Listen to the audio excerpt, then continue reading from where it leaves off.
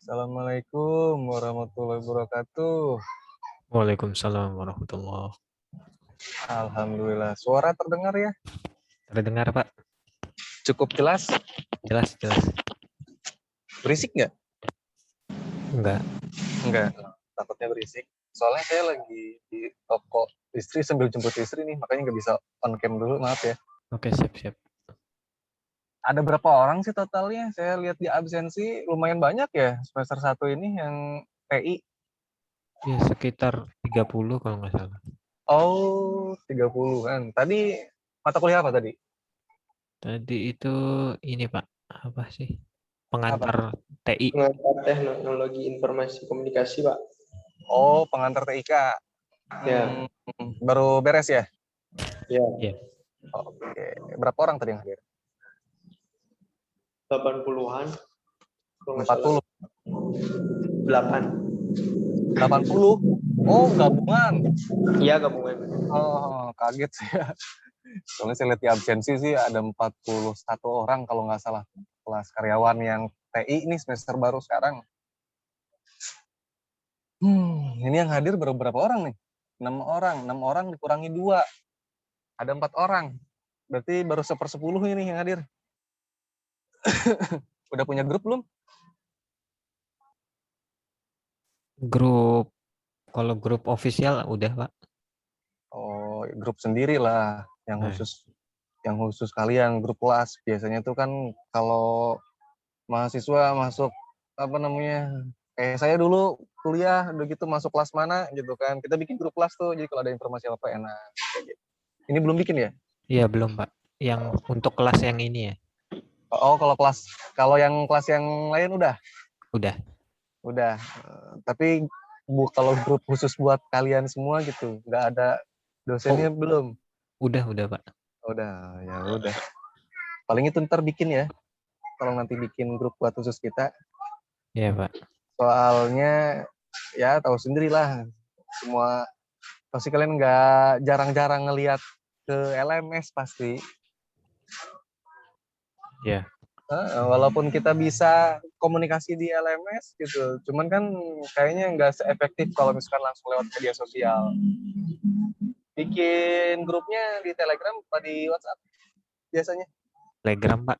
Telegram, ya udah nggak apa-apa, pakai Telegram aja, biar filenya tetap tersimpan. Kalau Telegram kan enak, nanti tinggal dimasukkan aja saya. Ya, Pak. Nah ini udah lumayan banyak nih, ada 20 orang nih yang masuk nih. Sambil jalan pelan-pelan aja ya, nggak apa-apa kan? Iya, Pak. Oke, sebentar.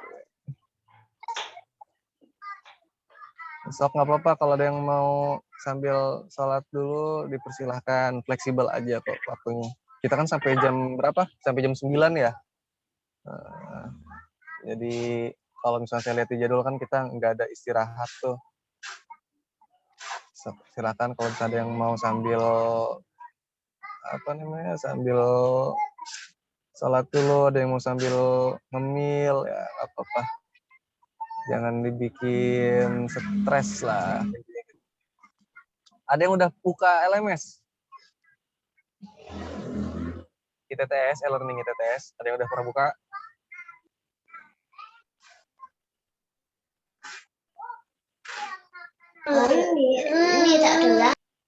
Halo? Belum, Pak. Belum. Tapi semuanya Belum, Pak. udah pernah nyoba masuk ke LMS belum? Khawatir username sama passwordnya nggak cocok. Udah Pak, udah pernah nyoba. Udah bisa Yang masuk, Pak. yang belum pernah nyoba, saya sarankan untuk segera mencoba login. Khawatir ada yang nggak bisa masuk, langsung konfirmasi ke bagian akademik. Itu soalnya kan nanti untuk masalah materi, tugas gitu ya, itu semuanya ada di LMS. Jadi kita sistem perkuliahannya kita campur ya, ada sinkronus dan asinkronus. Nah, maksudnya itu gimana? Kalau sinkronus ya inilah kita tatap maya, sekarang kita ngobrol, kita diskusi. Gitu. Kalau misalnya ada yang mau ditanyakan, kalian ada kesulitan apa, ada yang mau dicurhatkan, ya sekarang waktunya gitu. Atau juga kan bisa lewat grup WA. Nah, kalau grup WA dan LMS itu kan sifatnya asinkronus, jadi tidak secara langsung seperti itu. Ini sambil jalan aja, nggak apa-apa. Nah, Tuh ada yang belum dapat user dan password, dikonfirmasi nanti ke pihak akademik. Bilang aja. Soalnya kan nanti untuk penugasan nih, saya itu tiap hari kayaknya bakalan ada penugasan gitu. Jadi aturan aturan main di simple. Yang penting kalian selalu rajin-rajin lihat LMS, lihat informasi ada apa aja di situ. Jadi biar tidak tertinggal untuk informasi yang lain. Nah, saya tadi sharing-sharing kelihatan nggak? Kelihatan Pak, kelihatan. Kelihatan ya. Nah, ini nggak salah kan mata kuliahnya logika dan teknik pemrograman? Iya betul Pak. Ya Pak, betul Pak. Ya khawatirnya salah mata kuliahnya. Tapi sebelumnya di sini udah pada kerja semua atau ada yang belum kerja? Kerja, Pak. Alhamdulillah Kerja, Pak. Kira-kira rasionya yang kerja tidak kerja berapa persen? Yang kerja ada 80%. Ada Pak, 80%. Ada ya wis. Kalau misalkan ada, jadi gini. Tadi kan ada yang WA saya tuh, Japri. Siapa ya namanya tadi lupa saya. Dia lagi kerja, cuman kalau menyempatkan nanti bisa untuk menyempatkan ikut Zoom. Nah, maksudnya gini, khusus untuk di kelas saya, tapi ya, nggak tahu kalau misalkan yang lainnya, itu kan masing-masing dosen ya, punya kewenangan sendiri untuk ngatur kelas. Nah, kalau untuk kelas saya khusus, nanti teman-teman semua, untuk masalah absensi, presensinya itu, saya lihat dari tugas, gitu loh. Jadi misalkan teman-teman ada yang lagi kerja nih, nggak bisa on ke Zoom, nggak bisa tatap maya, ya nggak masalah, gitu. Silakan aja, nggak apa-apa. Yang penting tugas kerjakan, seperti itu. Soalnya tiap hari, ya tiap pertemuan, nanti saya akan selalu memberikan tugas, gitu. Sifatnya untuk latihan buat teman-teman semua. Jadi biar bisa, ini mata kuliah yang akan kita pelajari sekarang, ya ini tuh berhubungan dengan logika, ya berhubungan dengan pemrograman gitu loh, yang intinya itu hal yang pokok gitu buat kalian ke depannya. Jadi ini tuh ilmu dasar banget. Kalau misalkan di ilmu dasarnya ini nggak matang kitanya, ya kitanya nggak matang, nanti buat ke depannya agak sulit gitu buat ngikutin. Seperti itu. Nah makanya inisiatif saya biar teman-teman semua pada bisa, ya meskipun udah pada kerja, seenggaknya mencepatkan waktu lah gitu untuk mengerjakan tugas dan mengeksplor diri gitu. Jadi jangan sampai kita kuliah nggak dapat apa-apa gitu, cuma dapat ijazah doang, ya buat apa, percuma juga. Seperti itu, soalnya daya saing sekarang tuh sangat ketat sekali. Ya bersyukur kalau misalnya udah kerja semua gitu kan. Paham ya? Jadi untuk saya presensi di mata kuliah saya lihat dari tugas gitu. Jadi kalau misalnya teman-teman ada yang nggak bisa masuk Zoom, ya silakan, nggak apa-apa, nggak masalah. Info aja, berkabar aja gitu via grup nanti. Seperti itu. Oke ya, nggak ada masalah, clear? Clear ya Pak, terima kasih Pak. Clear Pak, clear. Sekarang kita coba masuk nih. Kira-kira butuh perkenalan nggak? Butuh Pak, butuh Pak, perkenalan Pak. Butuh, cuman kayaknya kalau misalkan perkenalan ke teman-teman semua yang hadirnya ada 40 orang nih, kita habis nih buat ngobrol gitu doang. Sekilas aja Pak, sekilas. Sekilas aja ya. Saya Ya. paling perkenalan diri saya aja deh. Gitu. Nah ini kalian bisa lihat sendiri lah gitu. Udah pada tahu semua siapa nama saya. Bisa dilihat ya di jadwal juga, nama saya udah terpampang di situ. Iya. Terus untuk masalah alamat rumah, ini alamat rumah saya sekarang di Pandeglang.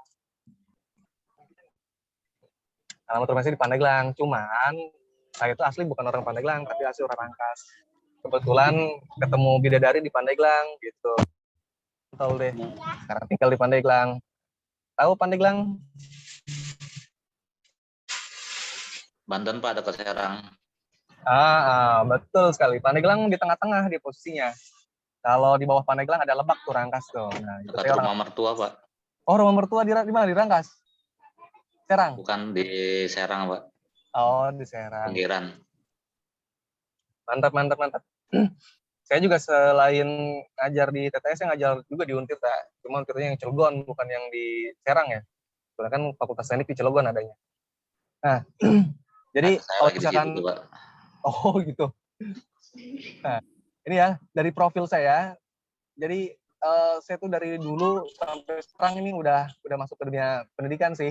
Cuman awalnya biasa lah, mulai dari yang tingkat kursus dulu gitu. Karena dulu tuh begitu lulus kuliah itu saya nggak langsung kerja. Kalau teman-teman yang lain kan udah pada kerja semua tuh, beres kuliah langsung pada beres kuliah itu langsung pada kuliah. Kalau saya beres sekolah SMA dulu nggak langsung kuliah, tapi ngapain? Nah, kayak kursus dulu. Soalnya pas ikutan SMPTN saya nggak masuk dulu tuh. Udahlah daripada nganggur, mending kursus aja dulu. Nah dari kursus di situ tiba-tiba saya diangkat jadi instrukturnya. Khususnya kursus komputer. Kenapa sih kursus komputer ya? Karena senang aja sama komputer. Jadi pengennya itu saya kan senang main game dulu. Gamenya kan pakai komputer tuh. Jadi pengen bisa jadi programmer, bukan programmer ya, tapi programmer gitu. Cuma ternyata kalau ikutan kompetisi kalah terus, nyerah, ya udah jadi programmer aja akhirnya gitu. Nah, jadi selain sebagai pengajar ya, dosen, saya juga sebagai software engineer ya, atau ya bikin program gitu. Cuman masih freelance, tidak terkait dengan perusahaan manapun gitu. Pengen sih saya bikin perusahaan tuh. Ini juga lagi nyari-nyari nih, lagi mulai bergerak ke arah sana. Soalnya lumayan juga nih, udah mulai nggak kepegang gitu. Klien udah alhamdulillah udah mulai banyak. Nah cuma ini yang pengen pada maintenance nih nggak kepegang semua. Seperti itu. Nah ini bisa dilihat dari background pendidikan ya. Pendidikan, saya lulus SMA 2009, dari gitu saya masuk kuliah 2010. Jadi situ ada nganggur dulu setahun. Nah di 2010 itu saya kuliah di Unsera. Nah kenapa saya ngambil Unsera di Serang yang dekat? Karena jauh dulu ya, gitu. Pada saat zaman saya, ini untuk yang jurusan IT ini masih agak langka loh. Zaman saya dulu itu agak susah untuk di Banten gitu. Yang langsung S1, kebanyakan D3. Nah, saya kan nyari yang S1, nah, kemudian nyari-nyari ada di Unsera. Ada juga di Unbaja dulu tuh di Serang tuh. Cuman ya adanya cuma kelas malam. Wah, saya nggak bisa kalau kelas malam, soalnya sambil kerja. Seperti itu, makanya ya udah deh di Unsera aja. Nah, lalu dari Unsera masuk 2010, alhamdulillah lulus tepat waktu tahun 2014. Nah, normalnya kan S1 4 tahun ya normalnya. Saya harap juga semua teman-teman yang ada di sini yang pada ngambil S1 semua ini masuk bareng-bareng, keluar juga bareng-bareng gitu loh. Jangan sampai ada yang nunda, nah, jangan sampai ada yang sampai 7 tahun gitu, jangan sampai lah. Amin. Jadi saling bantu aja, saling support kayak gitu. Nah, habis lulus S1 di Unsera, nah, itu saya ngambil S2 itu tahun 2016. Jadi ada selang 2 tahun. Nah, tahun saya sempat ngajar kemana-mana itu. Di MTS pernah, saya di SMA pernah, jadi TU juga pernah, saya kayak gitu. Nah, terus sempat jadi asdos di Amik, cuma Amik yang di Rangkas. Ada di Rangkas, kebetulan di swasta Amik. Kemudian saya jadi asdos di situ, aja terus kan pengen jadi dosen tuh, diangkat tuh sama pemimpin gitu, sama pimpinan. Ya udah pengen mending kuliah lagi lah, lanjut S2 gitu kan. Awalnya juga saya nggak ada pikiran buat S2 tadinya gitu. Cuma berhubung saya udah masuk terjun ke dunia perguruan tinggi, terus disupport juga sama pimpinan, ya mau nggak mau akhirnya saya ngikutin gitu dengan pimpinan. Ya udahlah sekalian gitu. Akhirnya saya ngambil deh S2. S2-nya saya ngambil di Budi Luhur. Tuh. Alhamdulillah juga S2 saya lulus tepat waktu. Kalau S2 kan minimalnya kan 2 tahun ya, kayaknya 2 tahun gitu. Standar deh, 2 tahun itu standar. Jadi tepat waktu saya lulus. Kalau teman saya ada yang 3 semester dia tuh, tahun setengah doang, gila cepet banget. Cuma saya nggak kuat. Nggak kuatnya kenapa? Biayanya nggak kuat dulu tuh. Jadi akhirnya udah deh standar aja 4 semester seperti itu. Nah, kalian juga kalau misalnya nanti ada kesempatan, ya jangan ragu-ragu buat ngajar pendidikan yang lebih tinggi gitu. Soalnya sekarang kalau yang saya lihat ya, di era sekarang tuh, era persaingan global, Itu kan dulu kan ada yang namanya MEA ya, MEA Masyarakat Ekonomi ASEAN gitu. Jadi kita daya saing gitu tuh benar-benar ketat gitu. Soalnya kita kerja bukan saingannya itu bukan cuma lokal gitu, nasional bahkan internasional seperti itu. Jadi semua bisa kerja. Nah, kalian juga tahu kan istilahnya sampai ada berita-berita tukang ngaduk aja gitu, ada yang dari luar negeri gitu. Nah, kan itu luar biasa kan, gimana buat tenaga profesional gitu loh, yang istilahnya pakai otak gitu, bukan pakai otot. Ini jadi sebuah tamparan keras gitu loh buat kita biar kita semakin terpacu untuk meningkatkan daya saing kompetensi seperti itu. Nah, terus kalian bisa lihat juga di situ ada publikasi ya. Nah, ini cuma nih. Jadi publikasi, nah nanti kalian nih mahasiswa nih coba belajar juga publikasi. Nah, publikasi itu buat apa sih? Gitu. Publikasi itu buat penelitian ya. Jadi biar kita lebih dalam lagi mempelajari keilmuan kita gitu di bidang komputer. Nah, soalnya gini, kalau tugas dosen itu kan punya tugas 3 pokok utama, yaitu tridharma perguruan tinggi. Jadi ada tugas pokoknya itu ada 3. Yang pertama itu pengajaran. Ini yang sedang kita lakukan nih, pengajaran. Ya, proses pembelajaran, transfer ilmu. Nah, terus yang kedua itu adalah penelitian. Nah, penelitian ini nanti larinya ke publikasi gitu loh. Publikasi itu ada yang jurnal nasional, ada jurnal internasional, ada yang jurnal nasional bereputasi, ada jurnal internasional yang bereputasi gitu loh. Nah, nanti kalian pelajari. Jadi apanya ini bereputasi ini enggak gitu. Terus manfaatnya buat apa sih kita publikasi kayak gitu. Dan yang terakhir itu tugasnya untuk dosen adalah pengabdian masyarakat. Nah, pengabdian masyarakat. Kalau pengabdian masyarakat tuh biasanya KKM ya, salah satu contohnya KKM. Kalau KKM kan dia acara dari kampus resmi ya. Tapi bisa juga kita mengadakan event sendiri gitu dari kampus di luar KKM, misalkan buat bikin roadshow ataupun workshop untuk para guru untuk meningkatkan kompetensi guru di bidang IT. Nah, bisa seperti itu dipelopori oleh TTS, nanti dosen yang bergerak. Nah, itu kan masuk ke pengabdian masyarakat kayak gitu. Nah, ini bisa dibaca ya sama teman-teman semua, logika dan teknik pemrograman. Apa itu logika?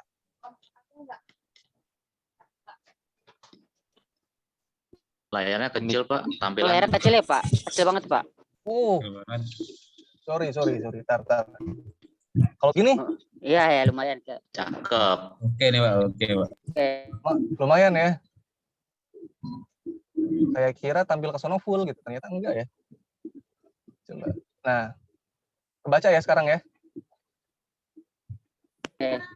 Nah, jadi seenggaknya kalian harus tahu ya, teman-teman semua harus tahu. Jadi mata kuliah logika dan teknik pemrograman ini ngapain sih gitu? Tujuannya apa sih? Nah, ini bisa dibaca semua. Bisa dibaca ya sama teman-teman bahwa mata kuliah ini bahas tentang gimana caranya kita ngatasi masalah nih. Ada masalah gitu kan. Nah, kita atasin masalah itu. Tapi cara mengatasi masalahnya kita bikin alurnya gitu loh. Bikin alurnya dengan menggunakan algoritma namanya. Nah, jadi mata kuliah kita itu berkaitan banget ya, berkaitan erat gitu dengan yang namanya algoritma dan pemrograman. Karena larinya ke situ-situ juga nanti gitu. Nah, ini ada yang pada nanya PPT ya. PPT di e-learning itu udah ada ya. Jadi kelihatan banget ini yang belum akses e-learning.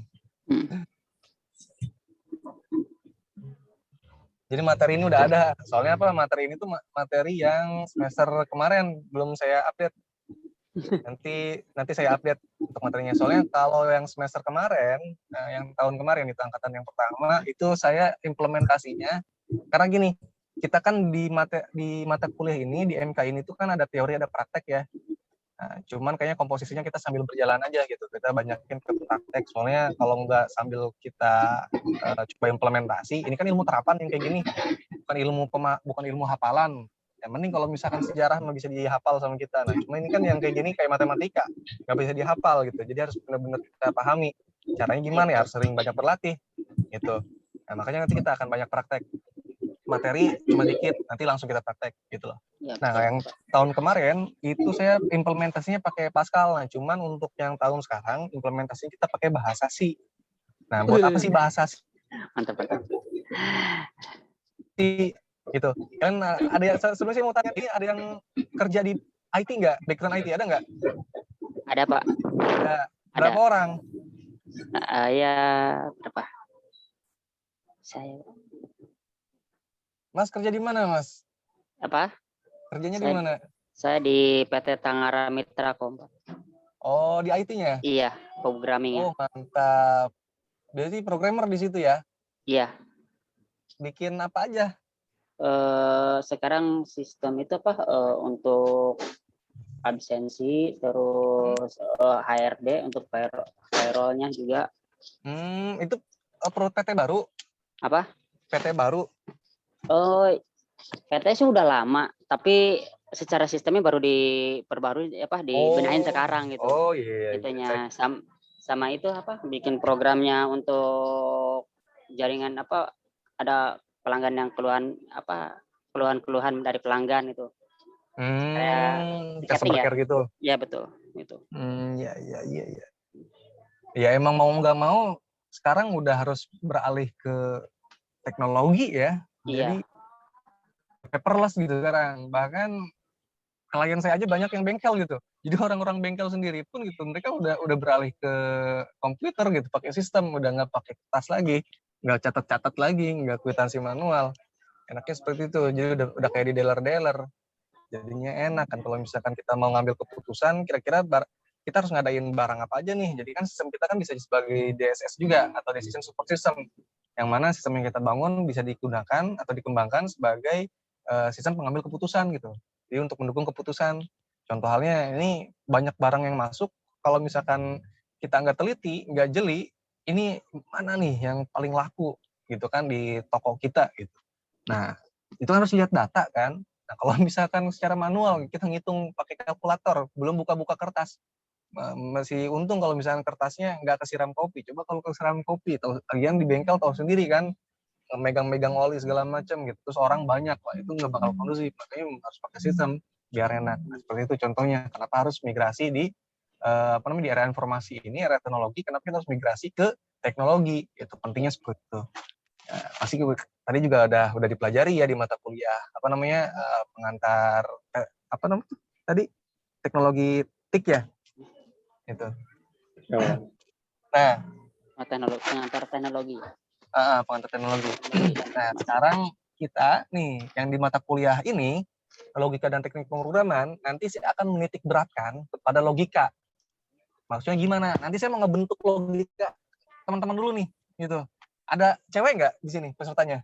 Mahasiswa? Cewek. Mana cewek nih? Yang perempuan. Ada, Pak. Nih.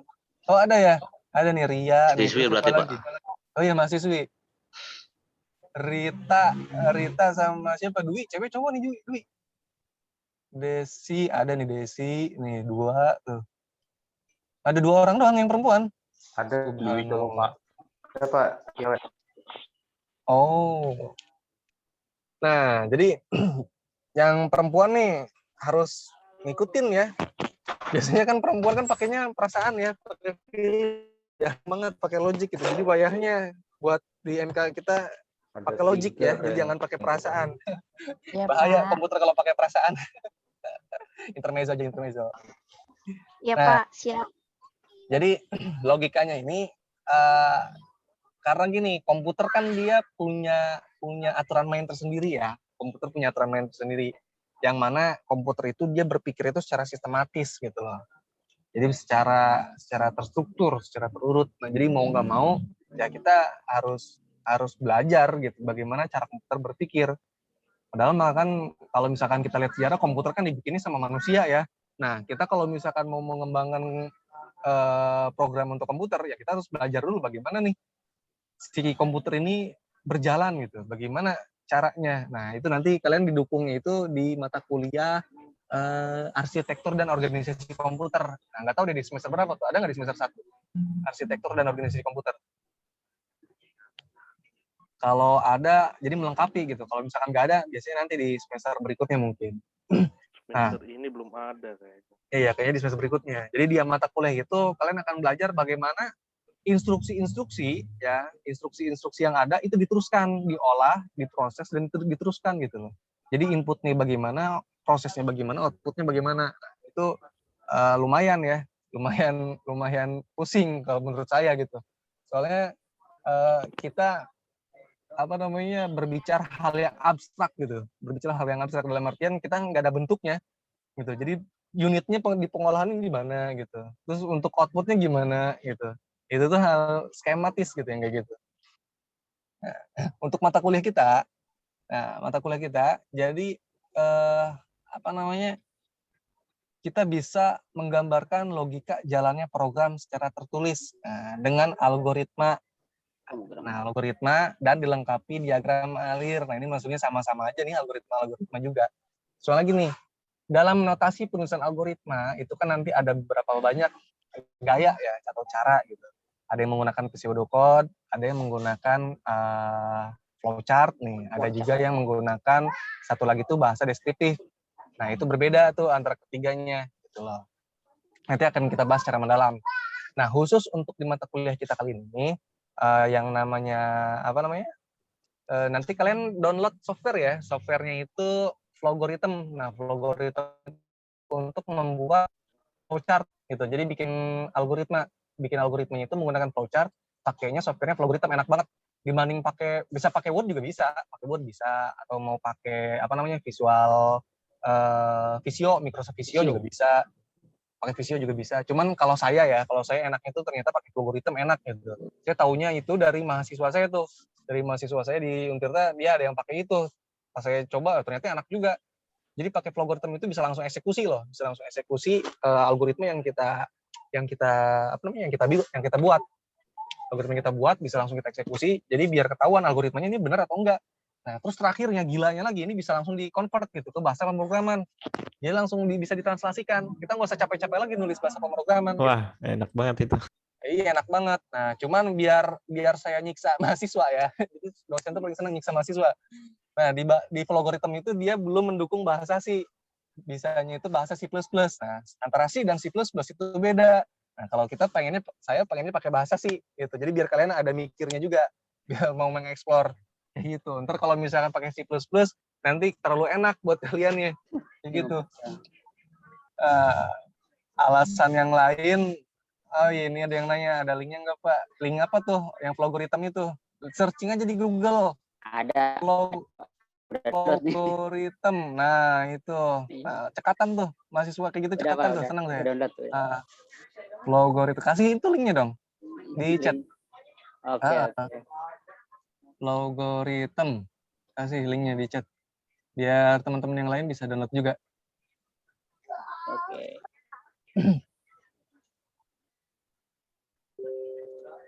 Nah, udah ada ya? Udah ada. Sip. Nah, alasan saya kenapa menggunakan bahasa C, jadi bahasa C itu kan induknya dari bahasa C++ dan yang lainnya. Kalau misalkan mau dilihat, saya mengacunya itu pada majalah IEEE. IEEE. Jadi E-nya ada 3 kali. IEEE. Jadi IEEE Magazine. Website IEEE itu apa sih? Jadi IEEE ini dia merupakan sebuah website ya, tempat untuk publish jurnal yang tadi saya singgung di awal tuh. Jurnalnya ini jurnalnya internasional bereputasi, jadi yang terindeks oleh Scopus. Nah, mungkin kalian belum paham apa itu, tapi nanti juga kalian akan paham kalau misalkan lebih menyelami ke dunia penelitian. Nah, menurut artikel yang dirilis ya di majalah IEEE tentang bahasa pemrograman yang populer untuk tahun 2021, nah bahasa C ini dia menempati urutan ketiga gitu loh. Untuk yang pertama yang pertama itu Python. Python ya benar. Python yang pertama. Jadi kenapa Python? Setelah saya analisa ternyata kita 2021 ini dia eranya big data. Python kan banyak banget library yang mendukung buat pengolahan big data. Di big data main ya. Tapi untuk bahasa C dia tetap di atas ternyata tuh. Dan job yang banyak dicari juga ternyata bahasa C. Ya udah mau nggak mau ya udah deh kita pakai bahasa C gitu. Biar teman-teman semua juga mulai terbiasa lah coding pakai bahasa C. Nah, ini ada yang tanya C-nya pakai compiler apa, Pak? Nah, bebas. Kalau saya tidak memfokuskan ya mau pakai apapun. Kalau nggak mau pakai apa namanya, nggak mau install, nggak mau ribet-ribet install, nggak apa-apa. Jadi ada tuh di Google, kalian cari aja di Google namanya online C compiler ya. Online C compiler. Coba aja cari di Google tuh. Itu kan banyak tuh. Jadi kita langsung bisa ngoding via browser kita, mau pakai Firefox ke, mau pakai Chrome, mau pakai Opera ke, mau pakai apa lagi tuh. Banyak ya browser bawaan. Silakan. Jadi nggak usah install. Kalau misalkan kalian nggak mau install gitu, bisa pakai online. Atau juga ada yang pakai MinGW itu biasanya tuh pakai CodeBlock ya kan, CodeBlock compilernya pakai MinGW, bebas, mangga. Ada yang misalkan mau pakai Visual Studio Code, nggak masalah. Saya mah yang penting bahasanya toh sama-sama juga, gitu-gitu juga, dan yang penting jalan, intinya gitu ya. Cuman kalau misalkan saran saya sih enakan itu pakai Visual Studio Code VS Code. Kenapa enaknya pakai itu? Karena nanti kan nggak menutup kemungkinan kalian kan bakal dapat mata kuliah baru ya, yang lain kayak pemrograman web, nanti kemudian mungkin ada mobile programming gitu kan, ada Java segala macam yang kayak gitu.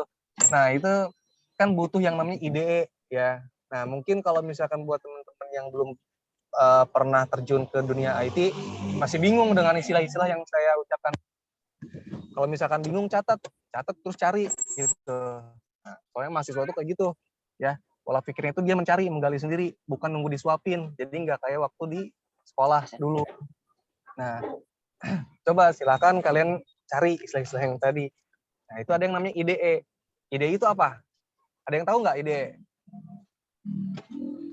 Integrated Development Environment, Pak. Nah, apa? Jangan malu-malu. Integrated Development IDE itu Integrated Development Environment, sama aja kayak text editor, cuman bedanya dia itu lebih terintegrasi atau dikhususkan buat bahasa pemrograman tertentu. Jadi ada debugging, langsung run dan macam-macam lah. Oke, cakep. Jadi dengan IDE ini dia sebuah fasilitator ya, lingkungan yang memungkinkan kita untuk melakukan sebuah pekerjaan coding ya, scripting gitu loh. Itu fiturnya ya namanya dia dari bahasanya aja kan udah environment gitu, integrated development environment. Jadi sebuah lingkungan yang terintegrasi gitu kan untuk melakukan proses pengembangan. Nah, itu. Pengembangannya apa? Bukan pengembangan bikin kue ya, tapi pengembangan bikin program. Nah, lanjut. IDE banyak. Ya, IDE banyak. Kayak semacam misalkan bahasa pemrograman C, ada IDE-nya bisa pakai CodeBlock, bisa pakai yang lain gitu kan. Terus kemudian nanti untuk PHP bisa pemrograman web, kalian pakai PHP-nya text editornya pakai Notepad++ bisa, atau pakai Sublime bisa kayak gitu. Atau misalkan kalian mau pakainya itu terus dapat Java, misalkan mau pakainya itu NetBeans bisa kayak gitu. Kan istilahnya kan setiap kali kalian belajar bahasa pemrograman yang baru, nanti install lagi kan ribet tuh. Nah, yang namanya IDE itu kan ada juga dia itu yang benar-benar terintegrasi gitu. Jadi dengan bahasa pemrograman apapun cocok. Nah, itu salah satunya dengan VS Code. Makanya kenapa saya mengusulkan VS Code, Visual Studio Code. Soalnya nanti untuk antisipasi kalian ke depannya gitu. Khawatir nanti dapat mata kuliah yang lain, ya udah pakai aja itu. Jadi dengan satu IDE itu bisa mencakup keseluruhan. Kayak saya sekarang saya pakainya VS Code. Soalnya saya sekarang udah migrasi ya untuk mobile development. Saya kan dulunya untuk pengembangan mobile softwarenya itu pakainya kan dulu kan pakai Delphi. Nah, ini sekarang saya lagi coba Flutter gitu. Pakai Flutter. Flutternya itu diinstalnya di VS Code. Nah, di VS Code juga kita bisa juga tuh untuk menggunakan C++ gitu, untuk menggunakan PHP gitu. Jadi bisa satu untuk semua, enak di situ. Lanjut ya. Jadi tapi itu opsional, terserah, silahkan. Saya tidak membatasi gitu. Silakan. Tadi kan kata Bapak bisa VS Code kan bisa buat segala bahasa pemrograman ya. Terus kalau itu kan pastinya kan harus download extension ya, pasang extension Iya. gitu kan ya. Buat jadi biar kayak rasa IDE. Betul. Iya kan. Terus kalau udah banyak extension itu rasanya jadi berat Pak di laptop itu. Ya, Terus itu balik gimana lagi. Pak Bener sih. mensiasatinya? Nah, mensiasatnya gimana? Kalau misalnya khusus untuk MK kita ya, ini saya berbicara tentang MK kita. Kalau khusus buat MK kita, ya udah mending pakai online aja, online si compiler. Jadi nggak usah pakai download ide-ide, langsung scripting kita bisa langsung run debugging di situ enak. Kalau misalkan buat yang lain, ya udah itu mah gimana balik lagi ke masing-masing stylenya gitu. Enaknya mau pakai apa idenya terserah itu mah. Gitu. Cuman emang bener juga sih, nanti semakin banyak extension ya emang agak semakin heavy gitu, semakin berat. Bener, nggak menutup kemungkinan ke situ. Kalau misalkan spek semua ya tahu sendirilah gitu. Kita kan bukan andal ya, bukan anak sultan juga yang bisa beli laptop spek dewa. Moga aja dapat bisa beli. Amin. Ada pertanyaan lain? Jadi sambil berjalan aja, sambil diskusi gitu. Jadi biar aktif. Amin. Ide yang enteng apa Pak? Ide yang enteng. Nah, saya juga belum nyoba semua ide yang enteng apa. Cuman kalau buat saya sekarang sementara enaknya pakainya VS Code. Kalau saya nyobain ya enaknya pakai VS Code. Tapi nggak tahu deh buat teman-teman yang lain mungkin punya saran lain, ada yang pakai ide apa gitu. Cuman ada tuh pakai apa? Notepad plus. Nah, Notepad plus itu lebih ringan banget itu. Iya Pak. Lebih ringan itu. Atau mau yang ada lebih lagi ringan nih, lagi? Jenny, J-E-A-N-Y. Tuh ada tuh. Jenny. Nah, Jenny, tuh ditulis di kolom chat, ditulis biar teman-teman yang lain bisa searching langsung di Google. Jadi enaknya gitu. Begitu ada apa-apa langsung searching gitu. Kita sekarang tidak terpaku pada satu bahasanya tuh. Kalau dulu kan kita cari referensi itu susah ya, sebelum internet berkembang gitu. Waktu saya SMA itu kerasa banget suruh guru buat bikin makalah, ya itu mati-matian gitu nyari referensinya di buku lah, di koran lah, di mana lah gitu.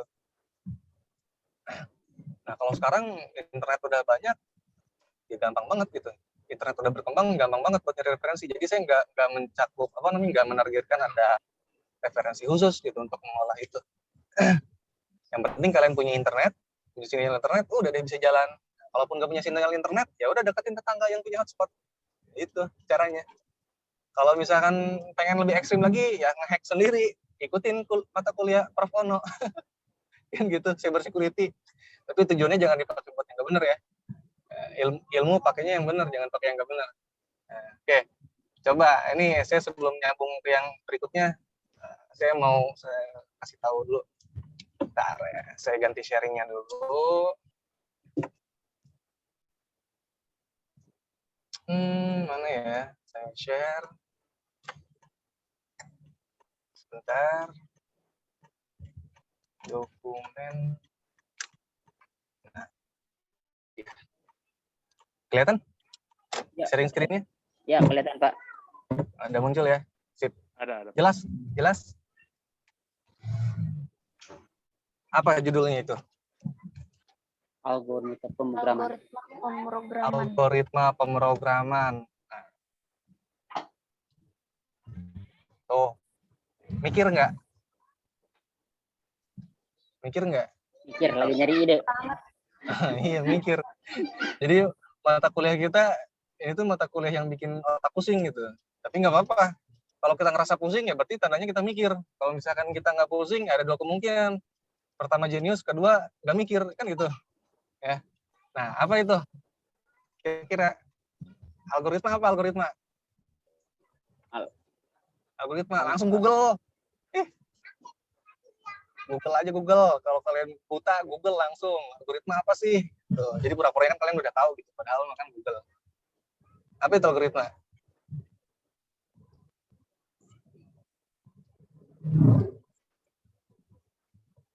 Prosedur atau langkah-langkah.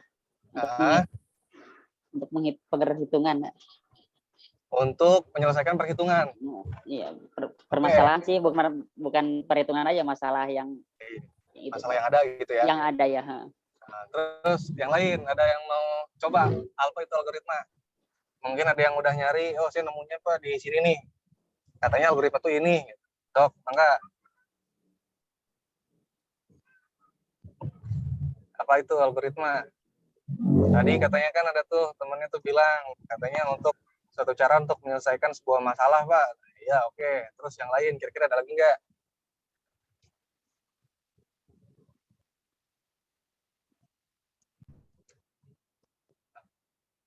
Ketemu nggak? Atau jangan-jangan sinyal internetnya macet lagi? Untuk pemrosesan data dan penalaran otomatis, Pak. Pemrosesan data dan penalaran otomatis. Oke, terus ada lagi? Yang mau nyoba ada lagi? Itu baru algoritmanya loh, belum pemrograman. Belum gabungan algoritma pemrograman. Cirinya algoritma. Jadi semua yang tadi disampaikan betul. Jadi yang namanya mahasiswa nggak ada salah, maksudnya benar semua. Pendapatnya mahasiswa itu betul yang salah gitu. Cuman yang yang benar tuh mahasiswa tuh bukan benar atau salah, tapi baik, tepat atau kurang tepat. Bukan benar atau salah. Semuanya benar buat mahasiswa, maksudnya kan yang namanya belajar gitu.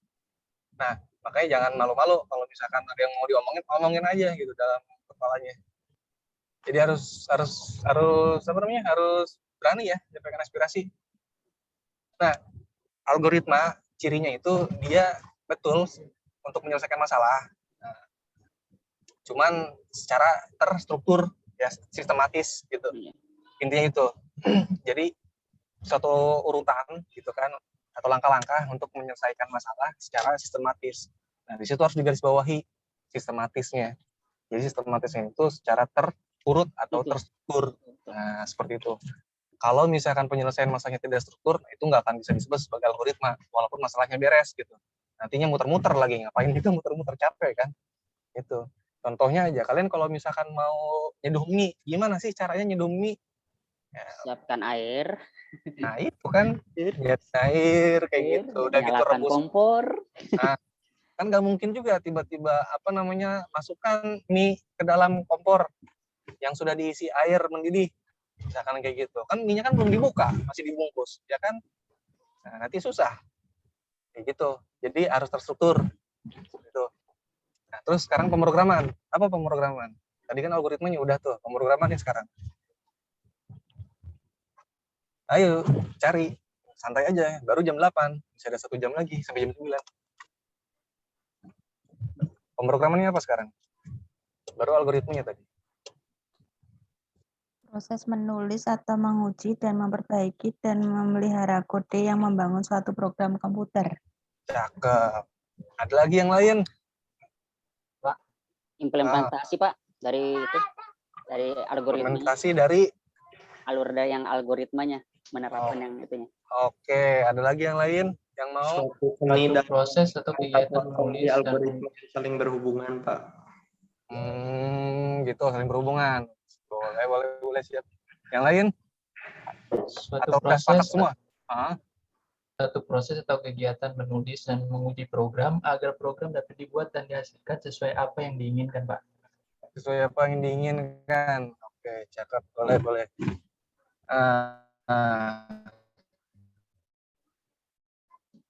Nih, simpel nggak?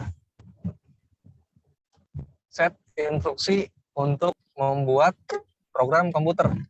Simpel ya? Ini bahasa simpelnya, Yang tadi benar, cuma itu kan penjabaran dari ini semua gitu. Set instruksi. Set instruksi itu apa sih? Itu kan sekumpulan, ya kan? Sekumpulan perintah-perintah. Perintah-perintah itu kan dituliskan dalam bahasa-bahasa pemrograman atau sintaks. Atau yang bisa kita sebut tuh ngoding. Nah, tadi juga ada yang nyebutin kan? Nah, jadi nggak salah juga, benar. Saya juga masih nggak ada yang salah, benar semua. Nah, cuman ini bahasa simpelnya tuh kayak gini. Gitu loh. Saya rangkum lagi jadi satu buah kesimpulan. Nah, jadi kalau misalkan kita algoritma pemrograman, ya tinggal tambahin aja pemrograman. Jadi bagaimana caranya untuk menyelesaikan masalah komputer gitu kan dengan langkah-langkah yang sistematis. Nah, itu simpel banget kan gitu. Cuma dari sebuah hal yang simpel itu kan bisa kita jabarkan ya kan, bisa kita uraikan dari kata per katanya. Nah, itu. Jadi apa namanya? Daya nalar penalaran kita itu bermain di situ. Dimana kita harus bisa menguraikan masing-masing kalimat ya, maknanya apa. Karena kan kita kan belajarnya kan logika, ya kan. Logika itu kan berhubungan dengan logik. Ya logik mah ya dekat banget sama yang namanya penalaran. Kayak gitu. Oke. Nah, sekarang apa yang ada di slide? Yang ada di layar kalian apa tuh? Teh, kopi. Teh kopi. Teh kopinya di mana? Di gelas ya. Itu anggaplah gelas. Itu walaupun bentuknya kayak drum, anggap aja gelas. Gelas itu ada 2 di situ. Ada 2 gelas, yang satu gelas A, yang satu gelas B. Gelasnya isinya teh sama kopi. Nah, terus udah gitu ngapain nih si gelas sama si kopi ini? Campurin, guys. Nah, ini apa nih maksudnya nih? Campur. Campur, emang enak Diproses. teh sama kopi dicampur. Emang enak. Oh. Jadi ini tuh merupakan sebuah permasalahan. Permasalahannya apa? Permasalahan itu Kadang jadi teh, kadang jadi kopi. Tuker dari teh Tuker. ke kopi. Nah, itu dia. Gimana caranya biar si teh itu kan ada di gelas A. Gimana caranya pindah ke gelas B? Gitu. Terus kopi yang ada di gelas B itu pindah ke gelas A. Gimana caranya tuh? Jangan-jangan caranya? ini kode untuk kita agar segera ngopi. Sambil ngopi. Belajar yang kayak ginian mah harus fresh, jangan bikin mumet. Coba ada yang bisa gimana caranya biar si teh yang ada di gelas A pindah ke gelas B, terus kopi yang ada di gelas B pindah ke gelas A. Jelas kan? Jelas lagi, Pak. Tambahan, Pak. Ada tambah gelas Oke. C, kopi Gitu. pindah ke gelas C, baru tehnya pindah ke gelas B. Terus A-nya C, gelas A yang ada tehnya dikecilin. gitu. Iya. Oke. Iya, Kalau misalkan kayak gini, bisa nggak teh dulu yang kita pindah? Iya.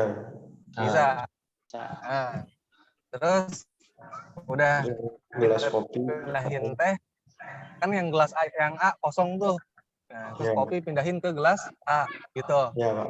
Nah, terus udah gini, yang si teh itu yang ada di gelas C tinggal kita pindahin ke gelas B gitu. Jadi ya, akhirnya jadi kan pindah si teh yang tadinya di gelas A pindah ke gelas B, kopi yang ada di gelas B pindah ke gelas A.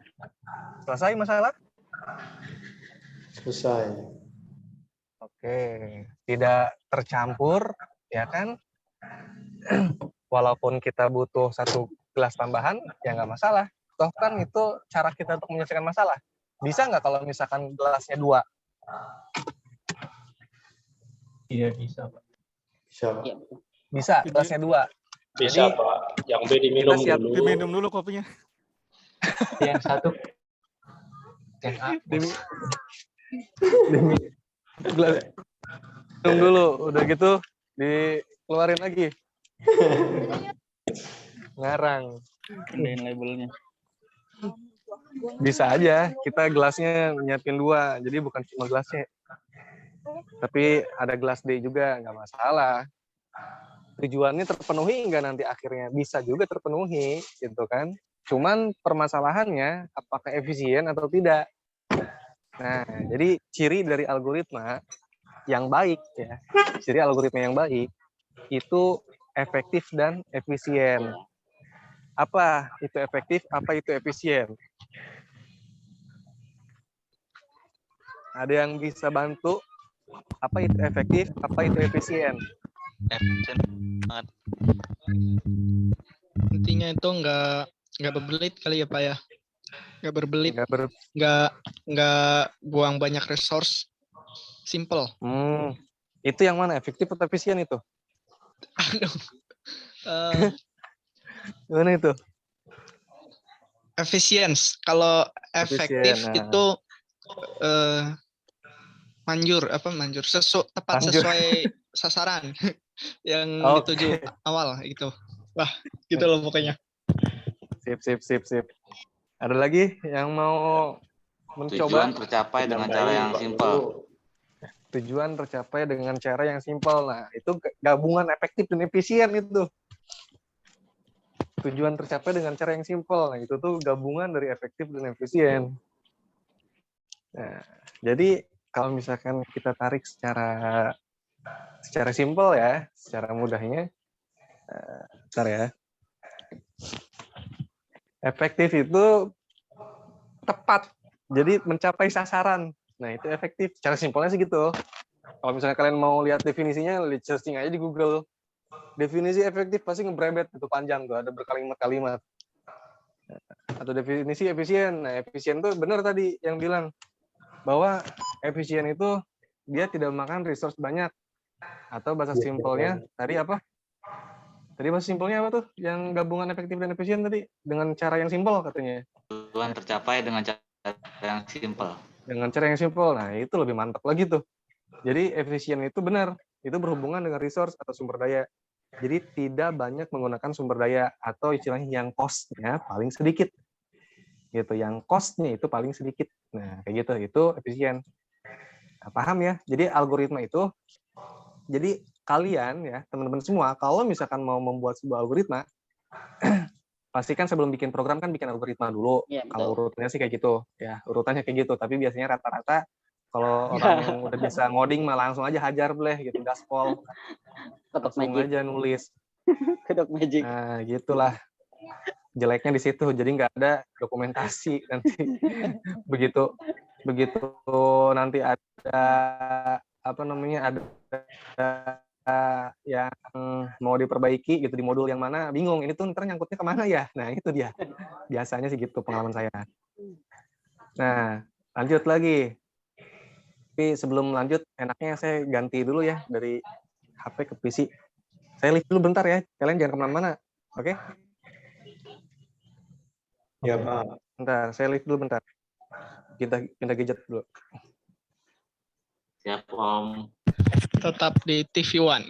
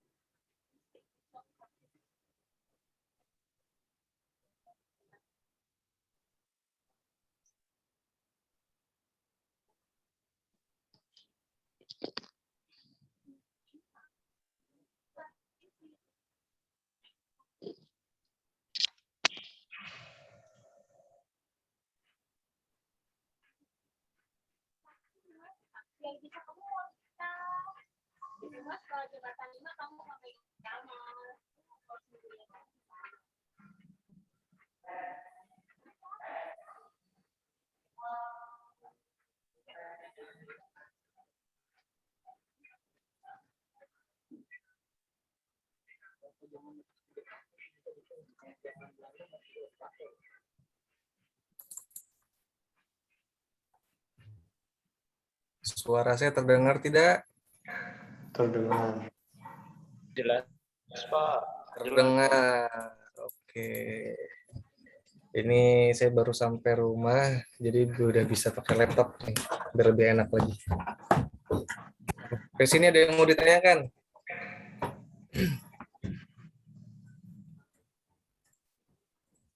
Ada yang ditanyain? Lanjut aja nih.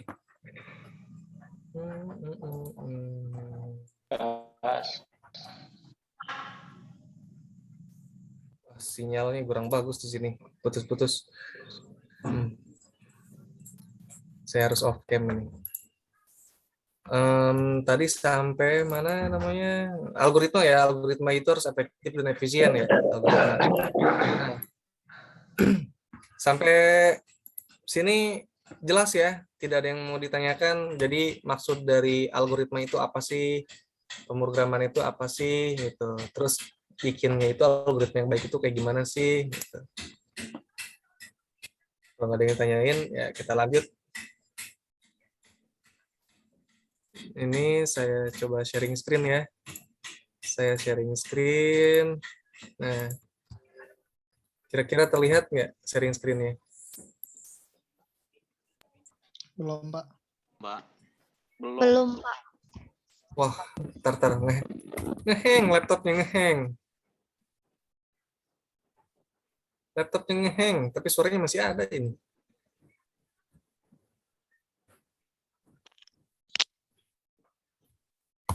Sebentar, laptop saya ngeheng nih. Kenapa nih? Itu perpaduan efektif sama efisien gitu, Pak. Enggak.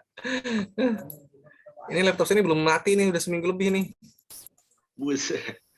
Kayak panasan kayaknya. Ini dulu Pak. Coba saya cek reserve-nya dulu. Itu udah ada. Nah, udah ada gambar koboi. Nah, iya ada sih ada, tapi yang punya saya nge-freeze ini. Wah nggak bener nih, ntar.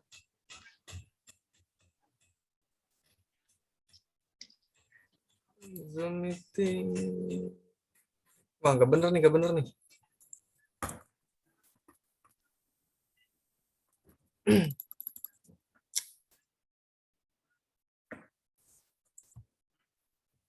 Oh ini ternyata penyebabnya.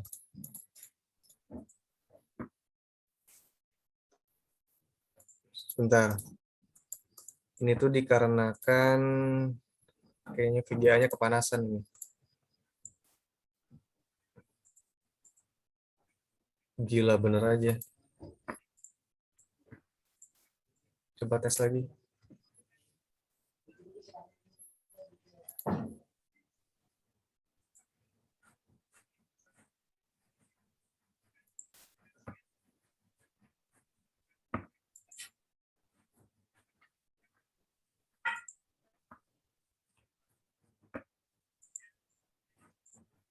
Ya bener nih. Ntar saya restart dulu bentar ya. 3 menit, 3 menit. Jangan kemana-mana. Oke, Pak.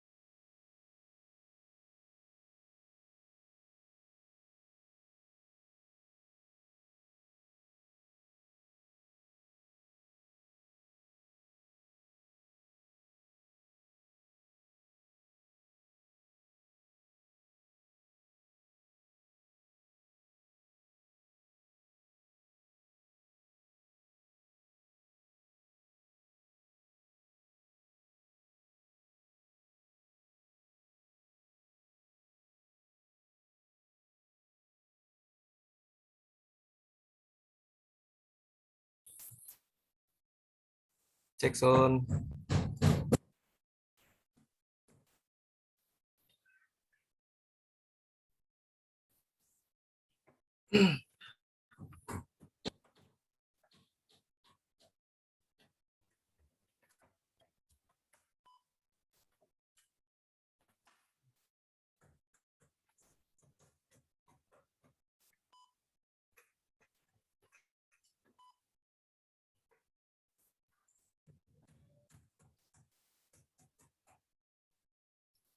Cek, halo? Coba. Iya, siap. Pak. Bismillahirrahmanirrahim. Nah, baru nih. Nggak ngeblank nih sekarang nih. Nggak kayak tadi. Berebet aja. Kelihatan nih sekarang ya? Iya, kelihatan, Pak. Nah, sorry. Tadi salah kamar tadi. Masuknya ke GPU 0. Ke GPU Intel. Makanya agak berat. Nah, ini apa sekarang yang terlihat di layar? Pengembangan. Mbe.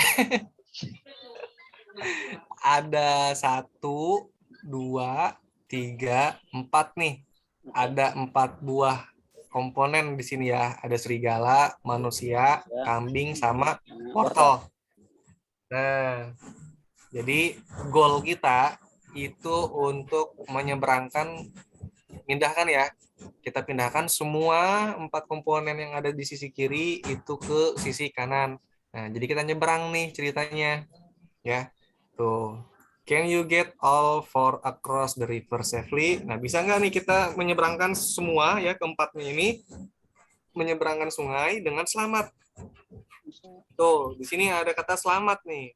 Berarti ada yang terancam nyawanya di sini. Aturan mainnya adalah hanya laki-laki, jadi cuma si manusia nih.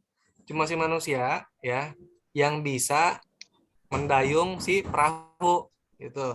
Ingat, jadi perahu ini cuma bisa dioperasikan oleh manusia ya. Terus tuh, only the man is able to operate the boat. Kemudian nih, do not leave the goat alone with the carrots. Nah, do not leave goat alone with the carrots. Jadi kalau misalkan kita kita membiarkan si kambing dan si wortel berduaan ya, si kambing dan si wortel berduaan, itu nanti wortelnya dimakan sama kambing. Nggak boleh, jadi semuanya harus pindah ke sini dengan selamat gitu ya, harus utuh. Jadi jangan sampai meninggalkan si wortel dengan si kambing berduaan. Atau nih, or the wolf unsupervised with the goat. Atau serigala tanpa pengawasan dengan kambing. Nah, ini nggak boleh nih. Serigala sama kambing nggak boleh. Kambing sama si wortel juga nggak boleh. Nah, gitu. Jadi aturan mainnya, pertama, goalnya itu gimana caranya kita memindahkan keempatnya ke seberang sungai. Ya. Tapi dengan catatan hanya si orang yang bisa mendayung perahu. Itu yang pertama catatannya.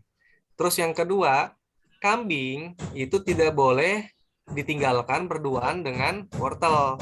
Atau serigala ditinggalkan berduaan dengan si kambing. Nah, seperti itu. Gimana caranya? Ayo coba. Naik semua ke perahu, Pak.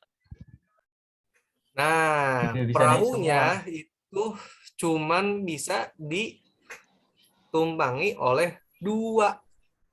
Misalkan nih, si kambing dengan si serigala dengan si kambing. Ini cuma 2 doang. Manusia nggak bisa tuh. Tuh, kan? Jadi cuma 2 doang. Manusia Ayo, sama sok. serigala dulu. Manusia sama serigala dulu. Nah, nyebrang. ini kalau misalkan kita Manusia sama jalanin, kambing dulu. mati. Wortelnya Nanti dimakan. wortelnya dimakan kambing. Nggak bisa. Tuh. Izin jawab, Pak. Oke. Gimana? Izin jawab, Daud, Pak. Ayo. Bawa Silakan. kambing sama wortelnya dulu ke seberang. Kambing sama Sama orang. wortelnya ke seberang. Kambing sama Orang kambing Ini sama dulu. wortel. Nggak bisa dong dua. Dua itu. Wortel. Nanti tenang. Satu-satu. Mau siapa dulu nih? Mau siapa nih yang jawab nih? Saya, Pak. Wortel kan nggak terlalu ini, Pak. Bawa Ayo, orang siapa tadi yang mau kambing jawab tadi? sama wortel ke seberang untuk naruh wortel. Kambingnya bawa balik lagi. Tahu dia. Ya, Bentar, Pak, pertama orang nih yang naik nih. Harus ya. Orang itu harus, soalnya orang yang bisa nyebrangin. Nah, terus sama siapa? Kambing. Sama kambing. Begitu. Nyebrang nih. Oke. Tuh, lihat di sini ya. Number of crossing nih. 1 baru juga ya. Jadi kita nanti lihat mana cara yang paling efisien ya. Nah, terus udah gini, siapa yang diturunin? Kambingnya diturunin. Kambing diturunin. Orangnya balik Udah gitu lagi. balik lagi. Oke, 2 kali nyebrang. Terus siapa lagi? Ini serigala. Apalagi yang dinaikin? Wortel. Serigala. Wortel. Kalau wortel nanti dimakan kambing. Mau serigala dulu, mau wortel dulu? Serigala. Wortel. Coba wortel. Nyebrang. Ini, terus turunin wortel. Bawa Nah, terus kambing. Serigalanya, Pak. Hah? Nggak boleh itu. Kambingnya diajak. Kambingnya diajak. Bawa serigalanya. Ini, Ya. terus turunin kambing. Kambingnya Terus diajak. Nah, serigala dia. Dimuat. Nah, Jadi itu. wortel dulu aja. Itu, terus nyebrang Kambing. lagi. Jemput kambing. Oke. Sip, nyebrang semua. Totalnya tadi 7 kali balikan. Ya, coba kira-kira ada cara lain nggak? 7 kali balikan tadi. Coba sekarang. Sekarang apa lagi nih? Tadi kan pertama kan kita masukin manusia sama si Masukin anjing dulu. Manusia sama wortel nomor 1. coba. Terus kambing. Kalau manusia sama wortel ini dimakan nih. Oh, kambingnya dimakan. Jadi nggak boleh. Oh iya. Nah, Bener. Anjing dulu anjing. kambing dulu. Serigala. Nah, ini dimakan nanti sama Wortelnya dimakan kambing. Oh. Nggak bisa. Jadi mau nggak mau, ini langkah pertama kambing yang berlawanan nih, kambing, gitu kan? Oke, nyebrang. Nah, terus turunin kambing, nyebrang lagi. Nah, terus udah gini, tadi kan kita naikin wortel. Bisa nggak kalau naikin serigala? Coba naikin serigala, turunin serigala. Terus Kambingnya bawa naikin balik kambing, lagi. bisa nggak? Bisa kan? Bisa. Ini. Nah, terus turunin ini, masukin wortel, nyebrang lagi. Turunin wortel, nyebrang lagi, naikin kambing, nyebrang lagi. Nah, bisa 7-7 juga tuh. Ya kan? Tadi dia berempat. 7. Yang tadi 7 juga kan? Nah, jadi ya. Gitu. Jadi emang langkahnya ini yang paling minimal, dia 7 kali langkah ini. Jadi kita mau bagaimanapun juga hasilnya ternyata sama ya. Jadi ya langkah yang tadi kita coba ambil itu efektif dan efisien. Gitu. Nah, sekarang nih coba saya buka situs apa ini? Google Map. Google.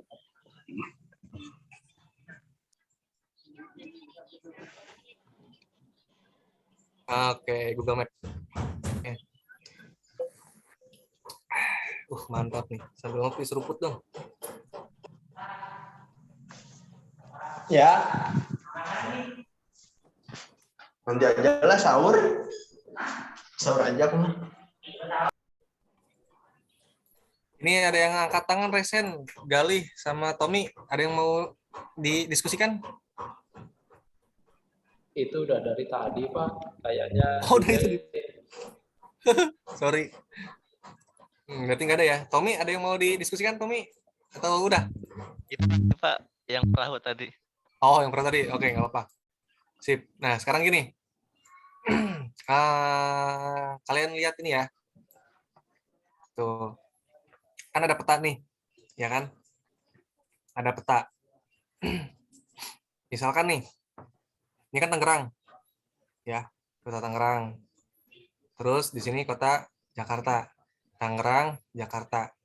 Nih, atau jangan Tangerang Jakarta deh, Tangerang. Terus di sini ada Bandar Lampung. Nih, ini Bandar Lampung, ini Tangerang. Tuh. Kelihatan ya, Bandar Lampung dan Tangerang. Nih, ini Bandar Lampung, ini Tangerang. Nah, gimana caranya kita berangkat dari titik A nih, Bandar Lampung. Kita menuju ke titik B, Tangerang. Gimana caranya nih? Biar tujuan kita sampai ke titik B, ke Tangerang. Kira-kira pakai apa langkahnya? Pesawat biar cepet. Pesawat. Pakai cepat biar pakai pesawat. Oke, langkah pertama pakai pesawat. Pakai Bandara pesawat. Aduh. Nah, ini kalau misalkan mau pakai pesawat, ini kita harus kemana? Pertama Bandara. kita harus ke bandara dulu kan? Bandara. Ke bandara. Waduh, ini gak enak banget nih, nggak pakai stylus. Bandara Motor terus dulu, Pak. nyalain motor dulu. Dari rumah ya, dari rumah ke bandara nggak pakai apa tuh? Motor. Angkutan umum. Nah, berarti kan pakai kendaraan dulu ya, bisa jadi pakai motor, bisa jadi pakai apa namanya? Pesawat. Grab. Pakai Mobil. Grab. Pakai Bisa jadi helikopter pakai aja, mobil Pak. gitu kan. Helikopter. Buset, Pribadi. helikopter. Saya Bisa pakai kendaraan pribadi ya, misalkan kendaraan pribadinya pakai motor misalkan, kalau punya motor gitu kan.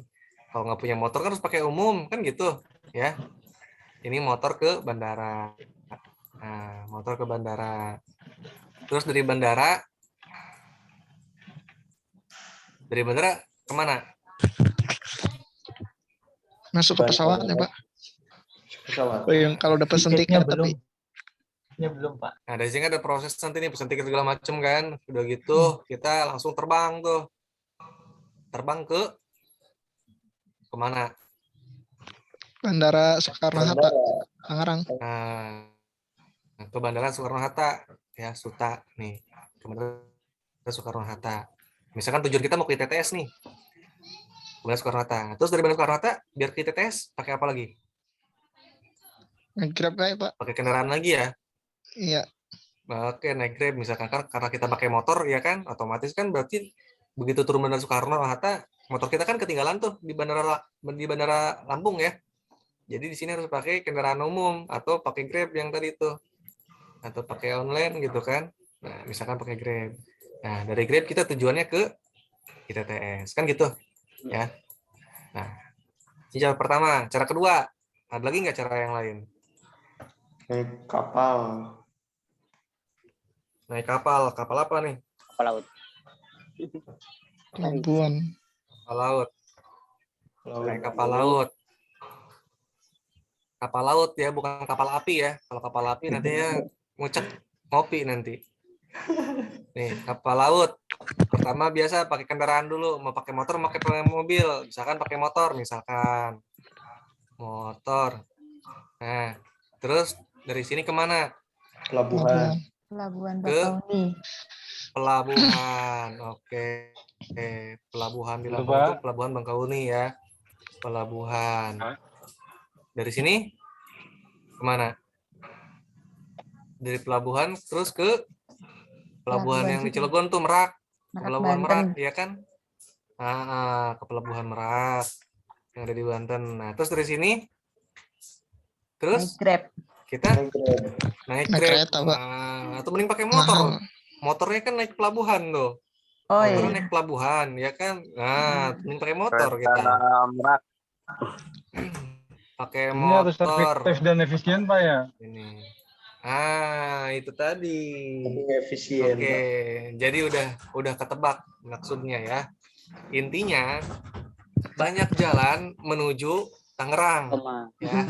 Banyak jalan menuju Tangerang. Misalkan dari Bandar Lampung, titik awal, banyak jalan menuju Tangerang tuh, mau pakai pesawat, jalur udara, mau pakai darat. Kalau darat kan harus lewat kapal laut ya. Tadi itu otomatis kalau misalkan mau lewat kapal laut kita harus ke pelabuhan. Kalau misalkan kita mau pesawat kita harus ke bandara. Nah, sebelum kita ke bandara, nah ini kan kita kan butuh proses nih, ya kan, untuk jalan ke bandaranya mau pakai apa? Itu tergantung. Kita hitung-hitung biayanya mana yang paling efisien. Toh kan tujuannya kan apa, ujung-ujungnya kan sama juga tuh, bisa nyampe kan ke Tangerang, ya kan? Cuman permasalahannya lebih efisien yang mana? Nah, gitu. Jadi maksud saya itu.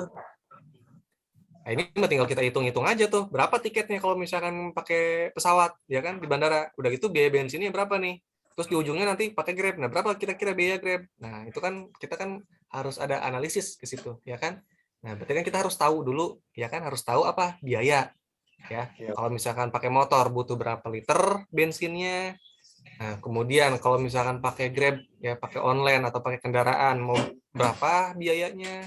Nah, intinya di situ kita harus mengenal terlebih dahulu. Kita harus tahu terlebih dahulu. Apa yang harus kita tahu? Yaitu adalah biaya. Ya, biaya. Kalau misalkan dalam pemrograman, kita harus tahu kira-kira ini makan resource-nya berapa. Kalau misalkan dengan menggunakan variabel A, misalkan dengan menggunakan tipe data A. Nah, kayak gitu. Jadi segalanya itu harus kita perhitungkan. Nah, saya pernah tuh ngoding asal-asalan. Pengalaman pribadi ya. Pertama kali saya bikin sistem, saya asal-asalan ngoding, tidak memikirkan masalah biaya, yang penting jadi gitu. Emang jadinya benar jadi gitu. Cuman permasalahannya ternyata ketika sistem itu berjalan, itu makan resource yang lumayan gede, di atas 100 mega gitu loh. Di atas 100 mega, dan CPU load-nya itu bisa sampai di atas 10%. Nah, itu kan lumayan berat kalau misalkan untuk kita operasikan di komputer yang istilahnya masih dual core ya, itu kan lumayan agak berat gitu. Tapi kalau misalkan yang di core i3 atau core i5, nah itu udah ringan banget, nggak masalah, nggak ada kendala. Nah, cuman permasalahannya kita kan harus memikirkan resource yang seefisien mungkin gitu, agar tidak membebankan pada klien kita gitu. Memang sih kalau misalkan kita bikin program sekarang, sebenarnya hal-hal yang seperti itu nggak terlalu kita pikirin, nggak terlalu kita urusin. Kenapa? Karena evolusi gitu loh, karena evolusi komputer. Maksudnya itu gimana? Nah, coba saya mau nanya, kira-kira kalau misalkan kita beli laptop sekarang, speknya dari memori aja minimal berapa giga? 8. Atau laptop yang kalian pakai deh, teman-teman pakai semua. Minimalnya 4 giga pasti kan? Minimal 4. 8. 4 sih. 10.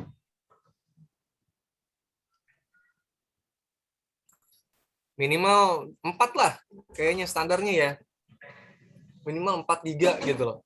Terus kemudian prosesornya, nah minimalnya berapa gigahertz? Berapa kira-kira minimalnya? Kalau yang punya saya ini 1,6 gigahertz yang punya saya. Tapi core-nya ini core i5 gitu. Punya 4 core. Maksudnya gimana? Maksudnya tuh gini.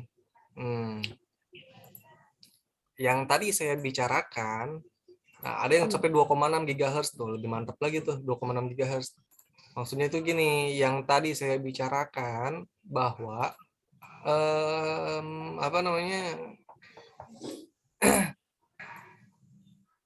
spek komputer yang sekarang beredar, itu semua sudah giga-giga.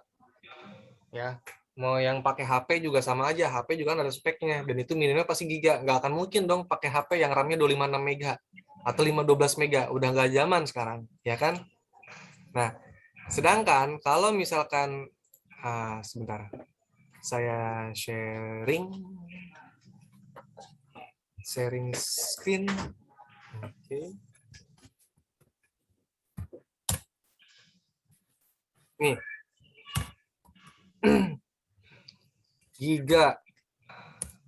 Gigabyte, ya kan? Ada di bawah gigabyte ada apa? Megabyte ya. Megabyte. Terus di bawah megabyte ada apa? ada kilobyte. Kilobyte. Terus di bawah kilobyte ada apa? Byte. Byte. Nah, ini dia. Zaman dulu banget ya. Tapi zaman dulunya nggak dulu-dulu banget sih. Waktu zaman tahun 2000-an lah, kira-kira tahun 2000-an itu kan komputer kan masih berkembang ya. Dalam artian flash disk aja yang paling tinggi ya. Flash disk yang paling tinggi itu 256 mega. Bayang dong, 256 mega. 256 megabyte. Nah, kalau sekarang kita flash disk, kayaknya nyari yang ukuran 256 mega ini udah nggak ada. Biasanya ukuran yang paling kecil itu 2 giga biasanya, dan itu pun udah langka. Biasanya itu udah 4 giga minimalnya yang beredar di pasaran. Nah, intinya apa? Ini dari mega ke giga tuh coba. Ini kan udah naik, udah ada peningkatan yang signifikan banget kan? Ya. Udah berapa kali lipatnya coba ini. Nah, apalagi pada zaman dulu pada saat komputer mulai dikembangkan ya sekitar tahun 70 atau 80-an. Nah, itu memori itu masih kilo-kilo. Ya, paling memorinya ada 1 mega gitu atau 256 kilobyte. Nah, ini kan kita harus memikirkan banget gitu loh dengan resource yang tersedia yang sangat kecil. Ini kita harus memikirkan resource yang harus kita gunakan atau tipe data yang harus kita gunakan dalam membangun sebuah sistem gitu. Maksudnya nangkep ya apa yang saya bicarakan ya? Ada yang mau ditanyakan nggak? Ngerti, Pak. Jelas ya? Jelas. Oke. Kalau jelas kita lanjut lagi. Gitu. Jadi walaupun misalnya kita sekarang tidak terlalu memikirkan hal yang seperti itu, tapi alangkah lebih baiknya kalau misalnya kita membuat sebuah sistem yang skala besar kan bisa bahaya tuh. Nanti yang ada komputernya bisa hang seperti itu. Walaupun kemungkinannya kecil, cuman kan butuh resource yang lebih besar lagi. Nah, sekarang coba kalian tahu gajah? Tahu gajah? Tahu. Tahu ya. Mana sih gajah? Nih gajah nih. Tuh. Gede ya gajahnya ya? Iya, Pak. Nah, gajah ini kalian tahu kulkas? Tahu. Tahu. Apa itu kulkas? Buat mendinginkan ya, nyimpen makanan. Ini kan? Nah, kulkas juga kalian tahu. Nah, terus gimana caranya gajah masuk kulkas? Saya pernah Ini ada masalah nih. Potong-potong, Pak. Ini ada masalah nih. Masalahnya itu saya pengen si gajah ini masuk ke dalam kulkas. Hidup. Masalahnya itu Hidup saya atau enggak, pengen Pak? gajah ini masuk kulkas. Nah, Buka gimana kulkas. caranya? Buka kulkas, masukin gajah, tutup kulkas. Buka kulkas, masukkan gajah, tutup Keluarin kulkas. isinya. Nggak muat. Betul. Kalau misalkan kita mau masukin gajah ke dalam kulkas, yang nggak usah ribet, tinggal buka kulkas, masukin gajahnya, tutup kulkasnya, kan udah kan masuk. Problemnya udah solve itu. Nah, sekarang kalian tahu harimau? Harimau kalian tahu? Tahu ya, harimau. Harimau. Tuh. Wah. Kucing ini mah. Gimana caranya biar si harimau masuk kulkas? Kulkas yang tadi. Buka kulkas, keluarin Oke. Gajah, Buka kulkas, terus Gajahnya. Gajahnya kasih keluar. Buka kulkas, keluarin gajahnya, masukkan Harimau tutup kulkas. harimaunya.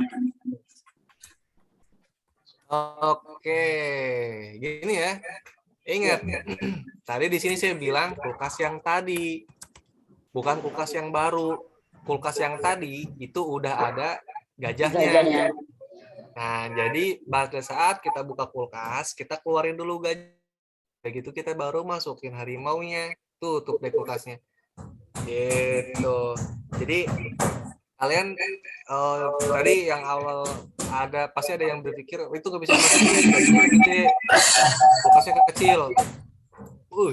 Pintar banget. Mute. di sini sebenarnya ada yang saya sembunyikan tadi. Yang saya sembunyikan tuh apa? Yaitu adalah parameter, ya. Maksudnya itu bukan parameter ya, tapi apa ya? Atribut lah, itu semacam atribut atau parameter. Dalam artian gini, gajah ini kan tidak didefinisikan, ya. Gajah tadi oleh saya tidak didefinisikan. Maksudnya itu ukurannya.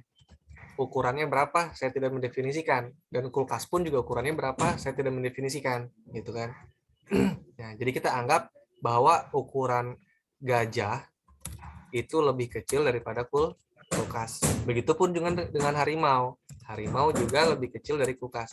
Jadi kedua-duanya ini masih bisa muat. Nah, di sini nanti ada atribut yang terlibat, ya, ada atribut yang terlibat yang disebut dengan apa? Tipe data. Nah, apa itu tipe data? Silakan kalian cari sendiri. Nah, kulkas ini bisa kita anggap sebagai sebuah variabel, yang mana variabel ini akan memiliki sebuah tipe data, ya, tipe data. Nah, apa itu variabel? Silakan cari sendiri. Apa itu tipe data? Silakan cari sendiri. Seperti itu. Nah, nanti pada saat kalian akan membangun sebuah program, ya, urutannya gini, kita bikin algoritmanya dulu, ya, bikin algoritmanya dulu. Sebelumnya saya mau nanya, kalian kan tadi udah tahu algoritma itu apa. Nah, sekarang saya mau tanya, fungsinya untuk apa? Penting nggak sih algoritma? Fungsinya untuk apa? Ada yang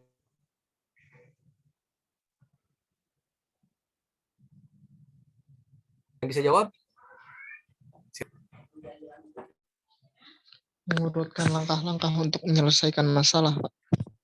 Ada yang bisa jawab? Untuk memecahkan masalah gimana caranya tuh gajah bisa masuk kulkas. Saya, Pak, mengurutkan langkah-langkah untuk menyelesaikan masalah. Saya tahu mana yang efektif dan efisien. Oke. Saya tidak lompat-lompat, Pak. Oke. Sip. Nah, sekarang ini. Saya mau nanya. Dari ke 34 mahasiswa yang hadir di kelas kita malam ini, semuanya dalam satu daerah atau berbeda-beda? Beda-beda. Beda-beda, Pak. Beda-beda, ya kan? Daerahnya berbeda-beda. Dan bahasanya pun juga di masing-masing daerah beda-beda.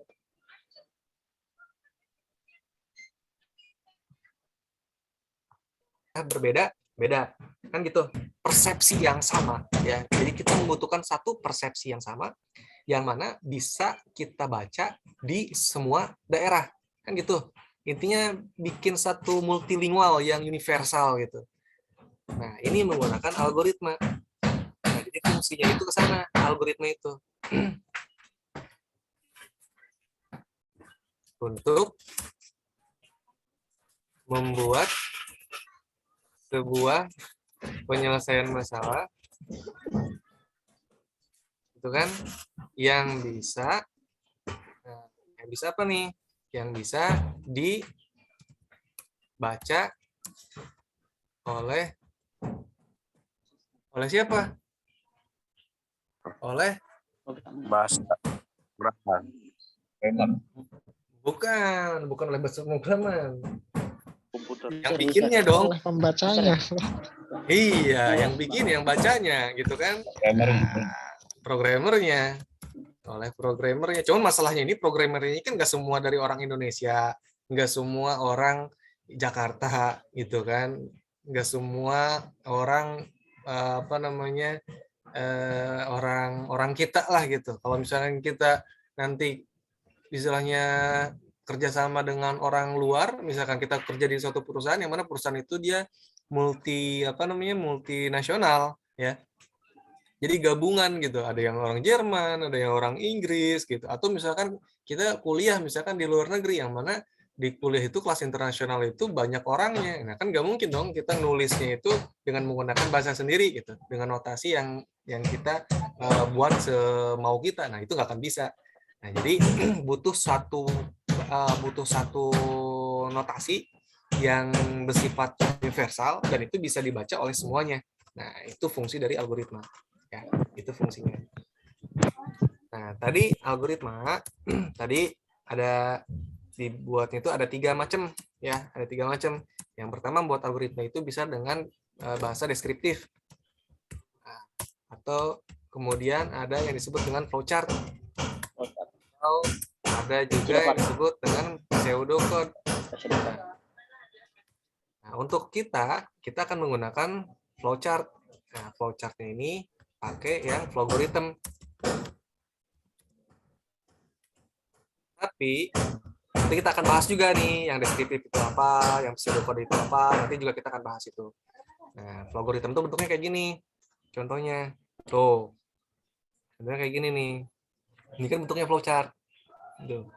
Misalkan di sini kita masukin apa namanya, sebuah masukan atau deklarasi dulu deh, kita deklarasikan. Misalkan deklarasinya ini adalah N. Tipenya ini adalah string.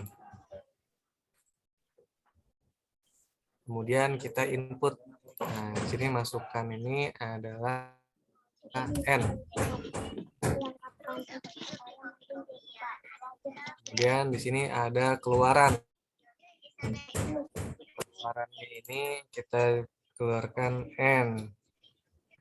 Nah, hasil inputannya adalah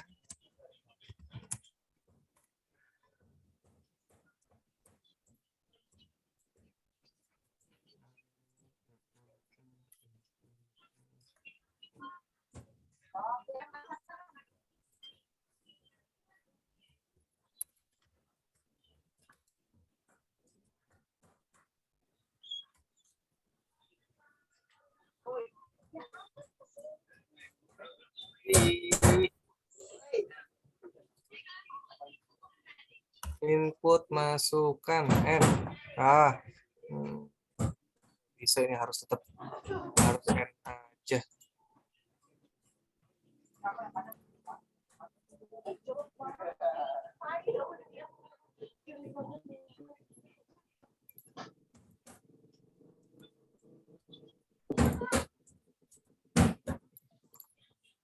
Tuh. Masukannya misalkan halo. Oh, nggak bisa mendefinisikan fungsi sebelum memanggilnya. Oh, nggak bisa langsung. Tuh, hasil inputannya adalah ini harusnya kepanggil ini, yang si halo ini. Saya lupa cara pakainya. Saya belajar lagi deh. Nah, ini contohnya kayak gini. Flowgorithm. Jadi pakai flowchart. Pertama, di sini kita deklarasikan variabel. Ya, yang tadi tuh saya di sini udah nuliskan tuh, ada variabel. Nah, variabelnya itu tadi kan ada tipe data nih. Ada tipe data. Tipe datanya itu tadi string. Ya, tipe datanya string, variabelnya n, misalkan gitu. Kemudian di sini ada inputan. Nah, inputan itu misalkan n, ya. Input itu masukkan n. Di sini, nah, ya kan n. Kemudian kita keluarkan output. Nah, ini akan dicetak di layar nanti. Keluaran hasil inputannya adalah, nah kita panggil variabelnya adalah n. Nah, cuman cara penggunaannya nggak kayak gini. Nanti saya jelasin cara penggunaannya. Kurang lebih seperti itu. Nah, ini flowchart namanya. Jadi kita nggak usah ribet-ribet dengan menggunakan flowgorithm ini. Kita cuma tinggal pilih aja. Kita klik. Nah, di sini udah ada tuh. Ada masukan keluaran. Ini ada variabel. Tuh ini ada kontrol. Ini ada untuk apa nih? Kalang ini bahasanya. Kalau bahasa Indonesia agak ribet juga. Coba kita ganti bahasa Inggris. Kadang bahasa pemrograman tuh kalau digunakan bahasa Indonesia itu agak nggak nyambung. Tuh looping tuh kan kalang. Looping itu jadi kalang. Padahal looping itu kan perulangan ya. Tapi di bahasa Indonesia itu dia jadi kalang. Jadi makanya bingung mesti kalang. Apa kalang? Nah, ini ada looping ya. Looping itu ada while, ada for, ada do. Nanti kita belajar semua nih. Gitu. Kalang kabut. Nah, seperti itulah. Nah, ini coba saya mau buat. Nah, ini yang looping. Atau jangan ini deh. Ini deh. Nah, ini kelihatannya ribet ya. Kelihatannya ribet padahal enggak loh. Kalau udah ngerti satu persatu enak nih. Ini nggak ribet. Jadi maksudnya gini, kalau dengan menggunakan flowgorithm, ini kita nggak usah bikin panah-panah kayak gini, dia udah langsung otomatis. Langsung otomatis. Tinggal kita pilih aja. Kita mau bikin apa nih? Inputan atau keluaran? Kalau inputan ya tinggal pilih inputan. Kayak gitu. Langsung ada kan? Misalkan ada percabangan di sini, kontrol tuh muncul langsung. Jadi enak gitu loh. Dibanding kita pakai apa namanya Visio ataupun pakai Word atau mau pakai pen juga nggak masalah gitu. Cuman ribetnya tuh kita harus bikin panah-panah, kemudian harus dipasin gitu ya bentuknya. Nah terus juga kita harus belajar bentuk flowchartnya. Kan masing-masing ini kan punya arti. Nah kayak gini untuk variable control ya. Untuk kontrol dalam flowchart ini digambarkan dengan belah ketupat kayak gini. Nah, kita kan harus belajar yang kayak gitu. Tapi dengan algoritma ini kita bisa lari cepat gitu. Kita bisa lari cepat tanpa kita harus mempelajari dari notasi-notasinya dulu, simbol-simbolnya dulu. Tapi enaknya sih kalian belajar juga notasinya biar tahu kayak gitu. Oke. Nah, sekarang saya mau jelasin aturan main ya. Ini udah jam puncak nih. 15 menit lagi. Mana sih absensinya? Pindahan ini. Aturan mainnya. Sambil saya buka e-learning-nya nih. Mana e-learning-nya?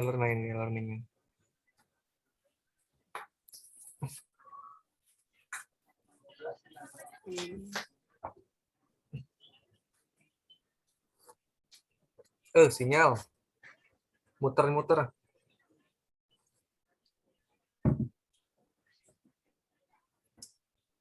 Lama banget.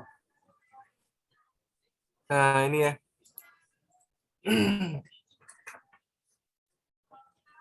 Nah, ini dia. Ini semua materinya udah di sini. Ini materi yang yang tahun kemarin ya. Nanti saya akan update, akan perbarui gitu materinya. Tapi kalau mau pelajari ya nggak masalah gitu. Nah, nanti setiap pertemuan semuanya akan saya upload di sini, baik itu materi, baik itu penugasan ya. Jadi pengumpulannya itu semua terpusat ya, sentralisasi. Adanya di situs e-learning. Jadi silakan untuk yang belum memiliki akun dan yang belum pernah nyoba masuk sama sekali ke dalam LMS, ITTS ya. Itu sok dicoba gitu. Khawatir ada kendala kayak tadi kan nggak bisa masuk gitu. Nah, itu langsung laporan ke akademik. Kayak gitu. Karena nanti penugasannya akan saya upload di sini. Ya. Jadi kalian semuanya itu masuk di sini. Jadi nggak masuk email-email lagi. Ya, nggak masuk ke email lagi pengumpulan tugasnya kayak gitu. Semuanya ada di situs e-learning. Paham sampai sini ya? Oke. Paham, Pak. Terus sekarang nih, ini kan nah ini ada 41 nih yang di absensi yang saya terima nih, ada 41. Nah, seperti yang tadi saya bicarakan, bahwa kalau misalkan untuk presensi berhubungkan ini kan kelas karyawan semua ya, rata-rata kan 80% kan mayoritas sudah pada kerja semua.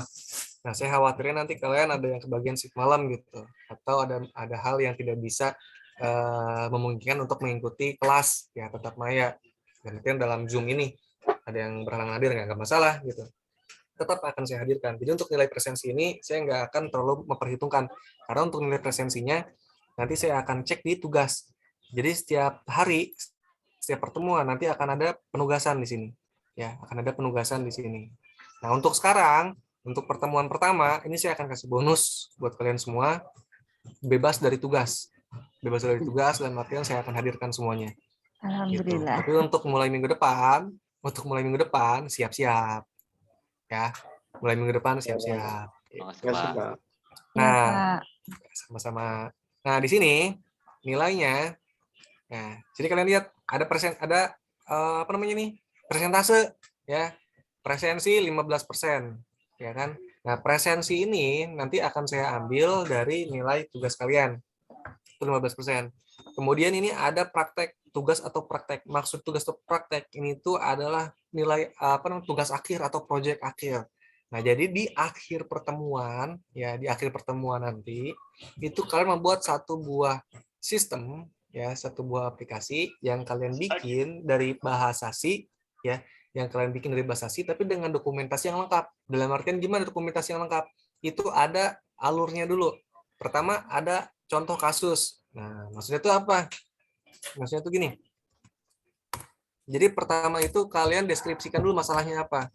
Ya, dari sistem kalian, program yang kalian buat itu tentang apa? Kalian deskripsikan di situ. Ya, deskripsi sistemnya atau program. Jangan sistem deh, program. Deskripsi programnya. Jadi kalian bikin program apa? Ada masalah apa? Ceritakan di situ, dideskripsikan di situ. Terus yang kedua, alur. Ya, alur atau algoritma. Nah, ini dituangkan dalam bentuk flowchart. Flowchart. Bisa menggunakan algoritma atau menggunakan yang lain, terserah, bebas. Ya, nggak ada ketentuan khusus. Terus yang ketiga adalah sintaks. Ya, sintaks atau skripnya. Nah, ini dengan menggunakan bahasa C. Dengan bahasa C. Nah, terus yang keempat itu sertakan apa SS. SS apa SS? Screenshot ya. Screenshot. Screenshot atau kalau di laptop itu atau di komputer itu namanya print screen. Gitu. Jadi tinggal di print screen, kemudian masukin ke pen, kalian paste, tuh kan jadi itu kayak gini. Nah Outputnya ini ya Pak? Output dari sistem yang berjalannya, kalian print screen, terus masukkan juga. Nah ini semua nanti ditulis dalam format PDF, ya. Ditulis dalam format PDF nanti dokumennya, deskripsi, alur, dan sintaks dan SS-nya ditulis dalam format PDF. Nah, jangan lupa nanti sertakan apa? Sertakan source code-nya. Kalau source code-nya dalam bahasa C berarti kan akhirnya titik C.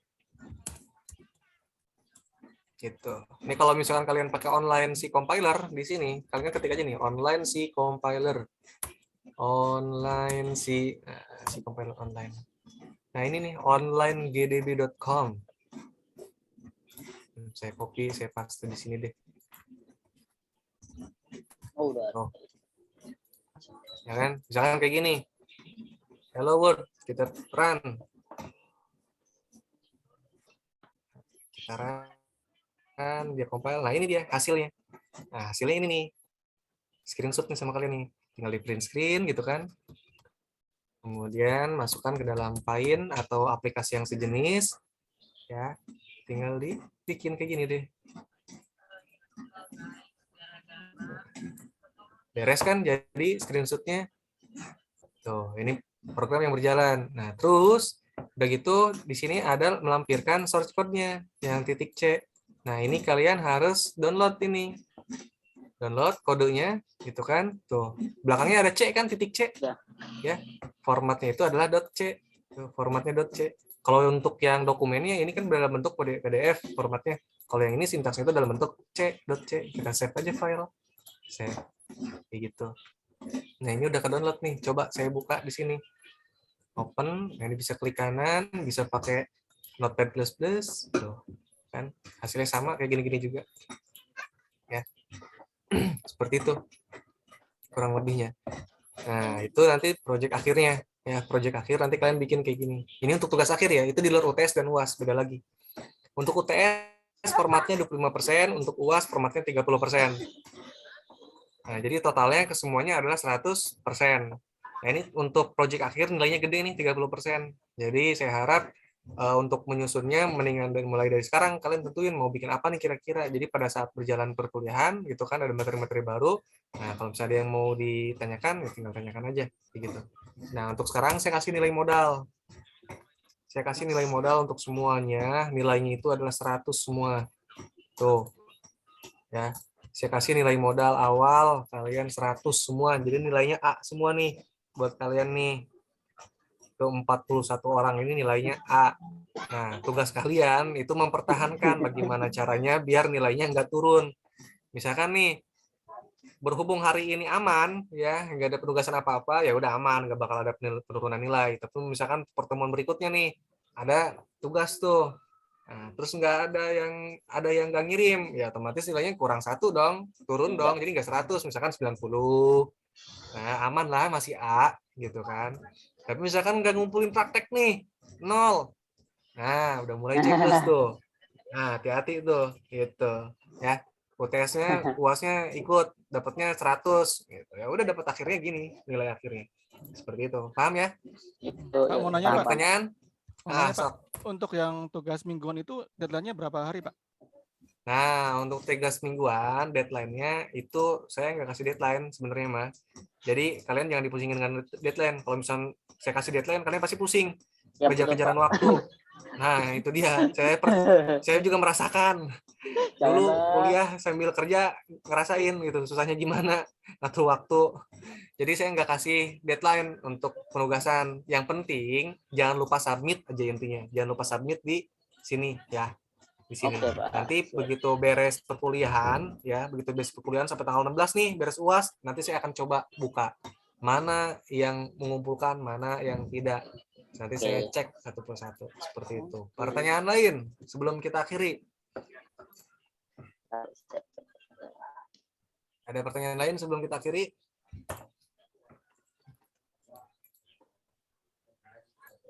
Nanti untuk materi minggu depan, persiapkan ya. Untuk materi minggu depan, itu kita akan mempelajari tentang notasi algoritma. Jadi cara-cara penulisan, ya, cara-cara penulisan dari algoritma. Yang tadi ada 3 itu tuh, yang dari deskriptif, flowchart, sama pseudocode. Nah, dan juga nanti akan kita coba operator. Itu operator. Jadi menggunakan operator.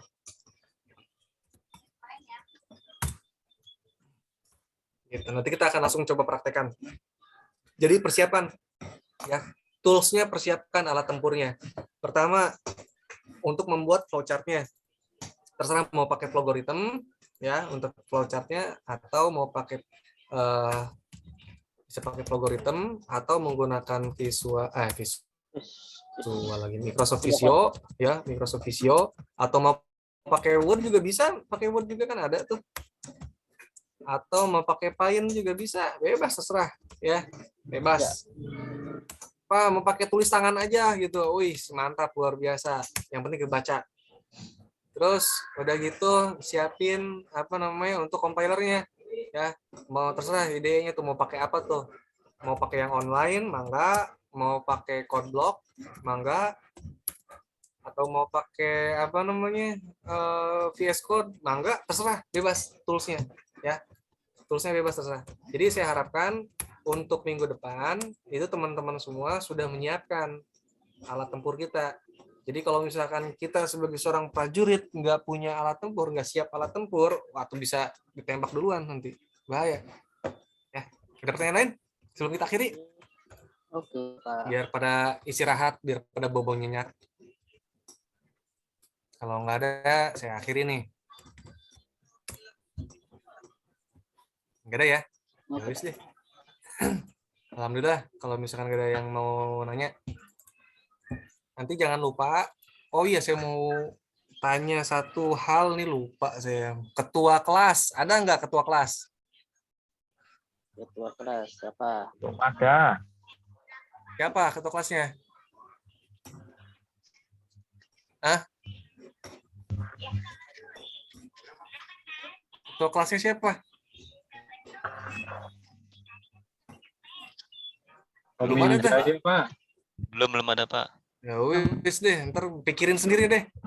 Yang penting bikin tunjuk ketua kelas ya, tunjuk ketua kelas satu orang, udah gitu bikin grup ya di Telegram, masukin saya ke situ, ke grupnya. Nomornya udah pada tahu kan nomornya? Ada tuh di e-learning tuh di materi pertemuan 1, download aja. Ya. Saya tunggu, masukin di grup, bikin grup terus masukin. Oke deh, tanpa basa-basi lagi, kita akhiri aja, udah malam nih, mending bobo. Jadi alhamdulillah pertemuan kita sudah selesai. Semoga kita semua bisa menjalani perkuliahan ini sampai selesai ya, masuk bareng-bareng, keluar bareng-bareng. Tetap semangat semuanya. Akhir kata kita ucapkan alhamdulillahirabbil alamin. Terima kasih. Assalamualaikum warahmatullahi wabarakatuh. Waalaikumsalam warahmatullahi wabarakatuh. wabarakatuh. Yuk, izin live ya.